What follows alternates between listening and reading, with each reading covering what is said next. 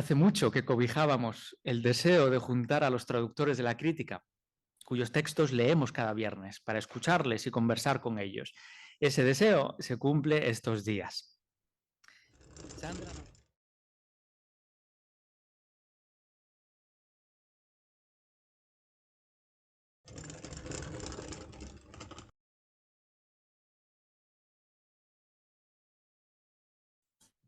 Benvolgudes i benvolguts.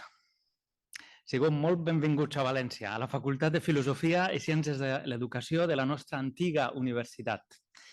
Que hi sigueu i que ens acompanyeu també des d'altres països, mitjançant Zoom, ens ompli de joia. Constitueix per a nosaltres un veritable honor. Us hi quedem molt i molt agraïts. I ja sabeu que Foucault ha descriure l'agraïment com a sagrat deure. En 1964, una joven italiana de 17 años ganaba el Festival de Eurovisión. Lo hacía con un tema titulado Nonoletta. Se llamaba Gigliola Cinquetti. Y algunos aquí la conocen y la reconocen. La suya era una candorosa canción de amor que llegó a interpretar en diferentes lenguas, desde el español y el francés al inglés o el alemán. Hace 2 años, Eurovisión se celebró en Turín. Pidieron a Cinquetti que interpretase el éxito que le había aupado a la fama, y así lo hizo. Habían pasado casi 60 años. La canción era la misma, pero estaba ahondada por las experiencias, por su recepción, por los contratiempos, por el modo en que esa melodía y ese texto contribuyeron a dotar de sentido la vida de la intérprete, de lo cual ha hablado en una reciente biografía, A Voltes y Soña. La canción había pasado de ella a generaciones de personas que la hicieron suya y que en cierto sentido la resignificaron. La última resignificación de la canción la ha aportado la propia cantante al leerla en clave feminista. Ha sido una historia de reinterpretaciones. Bueno, volveremos enseguida a la canción, pero vayamos a lo nuestro. Se cumplen 300 años y 2 días desde que nació el filósofo que nos reúne. Su obra contiene diferentes niveles de fundamentación. En este tricentenario, los vinculados a la realidad sociopolítica han centrado la recepción, por ejemplo, en la prensa, que ha sido muy prolija a este respecto. Lo ha espoleado la desdichada confluencia de conflictos geoestratégicos extendidos a áreas suprarregionales, desde la brutal invasión de Ucrania por parte del régimen de Vladimir Putin hasta la inhumana respuesta del gobierno de Benjamin Netanyahu a la violencia asesina de Hamás. En este contexto, la filosofía de la historia kantiana y, en particular, su obra Hacia la paz perpetua, constituyen un acicate para el pensamiento y la acción. En el subsuelo de esa dimensión sociohistórica y jurídica de la obra kantiana se halla una perspectiva ética que rediseña las coordenadas de la tradición. Está guiada por la búsqueda de las condiciones que permitan universalizar las máximas, condiciones cuyo centro de gravedad reside en el respeto a la ley moral y a la dignidad humana. Desde la fundamentación de la metafísica de las costumbres y la crítica de la razón práctica hasta la metafísica de las costumbres, la obra kantiana despliega este itinerario. Pero la filosofía práctica y la filosofía teórica requieren venir enlazadas. Dicho de otro modo, la naturaleza ha de poder concordar con las condiciones para que se desarrolle la libertad. La crítica del juicio permite a Kant indagar en dichas condiciones, tomando como hilo conductor el juicio reflexionante teleológico y el juicio reflexionante estético. Lleva a cabo así una doble y genial aportación.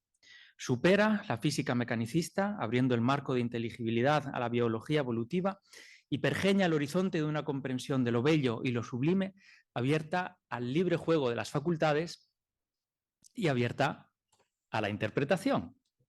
Y eso nos lleva de vuelta a nuestra cantante y a su canción. Hay un tema que abrió paso a todo lo demás. Una melodía que ha sido reinterpretada a lo largo de generaciones y se halla en una obra que Kant publicó cuando tenía 57 años. y cuando quizá nadie esperaba que se desmarcase de la sintonía corriente, a saber, la modulación del racionalismo propia de la escuela leibnizo-wolfiana. Su viraje, emprendido una década atrás y gestado en contacto con Rousseau, con Hume o con los médicos filósofos en la década de los 60, desemboca en 1781 y hay también un aniversario aquí, i després el Salvi Torró ens en parlarà, ens assabentarà d'això, que no ho sabíem, no ens havien adonat. 1781, publicación de la Crítica de la Razón Pura, desemboca justo después en la redacción de los Prolegómenos y en la segunda edición de la Crítica de la Razón Pura en 1787. Comienza entonces la recepción y la reinterpretación de la melodía, que fue entusiasta por parte de coetáneos como, por ejemplo, Wittgenstein, que vislumbra en ella el antídoto a los excesos del racionalismo y a las carencias del empirismo, que fue descarnadamente opuesta, como en el caso de Herder, en su metacrítica, de la crítica a la razón pura, recepción que fue conflictiva en ese filosofar en común, zum Philosophieren, durante el trayecto que media entre Fichte, Schelling y Hegel, que ven en Kant la gran inspiración y a la vez la figura que ha de ser superada, que fue una recepción esperanzada en una constelación de autores que responden al «es necesario volver a Kant» de Lippmann, dando lugar a la centrífuga policromía del neocantismo, que fue indagadora en aquellos que, como Heidegger, con el esquematismo trascendental, examinan las articulaciones de la crítica en pos de desvelar una verdad aún oculta. Recepción que fue interdisciplinar en aquellos que, como Lorenz, con la biología evolutiva, despliegan su mapa conceptual sobre la cartografía científico-natural, etcétera, etcétera. Todo ello y mucho más integra la recepción de la primera crítica. A nosotros nos reúne hoy y mañana un aspecto que ha contribuido esencialmente a su desarrollo, a su Entwicklungsgeschichte, las traducciones. Y querría referirme ahora a ellas en 3 idiomas del espacio lingüístico romance: el castellano, el italiano y la lengua que se habla en Valencia, Cataluña y las Islas Baleares, y para lo cual no tenemos, malauradamente, un término único. La primera traducción en castellano llegaba solo hasta la analítica trascendental. Su autor, José del Perojo, la publicó en 1883 en Madrid, en la editorial Gaspar Editores. Debemos la primera versión íntegra de la crítica a Manuel García Morente, cuya biografía se halla estrechamente enlazada con la Facultad de Filosofía de la Universidad Complutense. En 2002, Rogelio Rovira y Juan José García Norro editaron una antología en Tecnos. Entre tanto, había aparecido la primera traducción completa, obra de Pedro Rivas.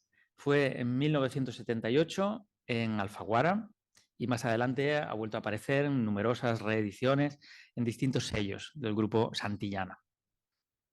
En 2007, la argentina Colibue publicó la traducción llevada a cabo por Mario Caimi, que nos ve y nos escucha desde Buenos Aires, revisada en 2023. Apareció también en 2009 en formato bilingüe en el mexicano Fondo de Cultura Económica. Todo eso por lo que respecta a las traducciones en castellano. Análoga riqueza presentan las traducciones en Italia. La primera se remite a 1909, obra de Giovanni Gentile y Giuseppe Lombardo Radice, revisada en 1959 por Vittorio Mathieu. En 1957 se publica la de Giorgio Colli. Siguen todavía 2, la de Pietro Chiodi en 1967 y Anna Maria Marietti en 1998.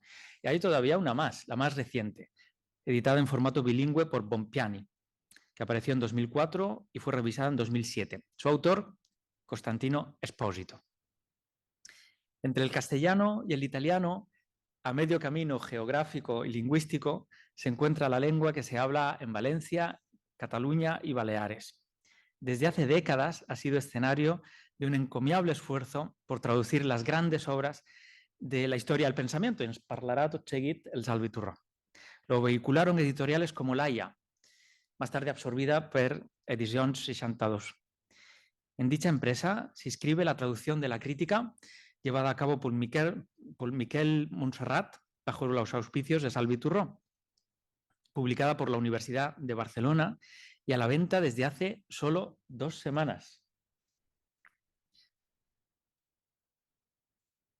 Pues bien, durante hoy y mañana nos acompañarán por orden de intervención Salvi Turró, Rogelio Rovira, que está viajando ahora mismo en tren de Madrid a Valencia, Pedro Rivas, que por motivos de salud no puede estar con nosotros, pero nos ha enviado un texto escrito para la ocasión, Costantino Espósito, que intervendrá desde Bari, y Mario Caimi, que lo hará desde Buenos Aires.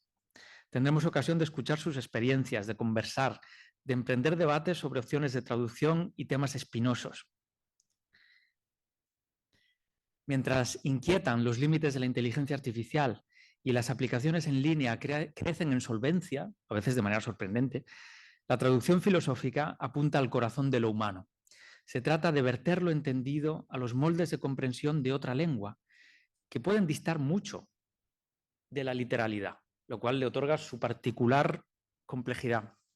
Tal y como escribía Heidegger, y cito, una traducción literal no consiste en colocar los términos según su número y forma gramatical, sino en que demos con la palabra y lo hagamos en su proceder del decir de la lengua en que se traduce. Fin de la cita. Solo así es posible entender. Se trata de entender y entenderse. En la medida en que la filosofía kantiana está animada, y lo creo firmemente, por la búsqueda de las condiciones que permiten el entendimiento, traducir a Kant conecta con su motor y la pone en acto. Es sí el mismo texto, es la misma melodía, pero enriquecida por los desplazamientos semánticos, por las recepciones, por los contratiempos, por las reinterpretaciones, como un tema musical que pasa de una generación a otra, siempre joven, siempre interpelándonos en su renovada frescura. Concluyo agradeciendo. Estas jornadas son posibles gracias al patrocinio de la Facultad de Filosofía y Ciencias de la Educación de la Universidad de Valencia y más concretamente de su Comisión de Cultura y de la Unidad Docente de Historia de la Filosofía y Estética. Queremos expresar nuestra gratitud a Salvi Turró, a Rogelio Rovira, a Pedro Rivas, a Costantino Espósito y a Mario Caimi por su amable disponibilidad. Las jornadas son un regalo y lo son literalmente. Y lo explico. En 2019, Kant Valencia se incorporó al registro oficial de grupos de investigación de nuestra universidad. 3 años antes se había iniciado nuestro seminario en torno a la crítica de la razón pura. Un heterogéneo puñado de personas nos empezamos a juntar entonces para leer la obra frase a frase, en sus distintas traducciones y en el original alemán, y para comentarla en un ejercicio coral. 8 años después, hemos llegado a la refutación del idealismo y divisamos la transición de la analítica trascendental a la dialéctica trascendental. Hace mucho que cobijábamos el deseo de juntar a los traductores de la crítica, cuyos textos leemos cada viernes, para escucharles y conversar con ellos. Ese deseo se cumple estos días. Sandra Navalón, a quien se debe la diligente y eficaz coordinación de estas jornadas, Mercedes Valle, Jesús Valdés, Pere Gallego, que también está desplazándose en coche desde Alicante, Juan Pablo García, Paca Brull, que nos acompaña con mucho cariño, Alejandro Liz del Cerro, Juan Sanz e Íñigo Paca forman parte de dicho grupo. También Manuel Jiménez, que nos manda recuerdos y a quien saludamos con mucho cariño. Otras personas han enriquecido el grupo durante su paso por la facultad y otras aún, como José Vicente Bonet, se incorporan ahora. En la organización de las jornadas participan también María Pitarch y Carlota Gómez. Conoceros, estar con vosotros, conversar sobre filosofía, es fuente de un gozo que se renueva cada semana. Estas jornadas se inscriben en ese gozo y contribuyen a difundirlo. Celebremos a Kant y renovemos la amistad filosófica. Larga vida a la filosofía. Muchas gracias.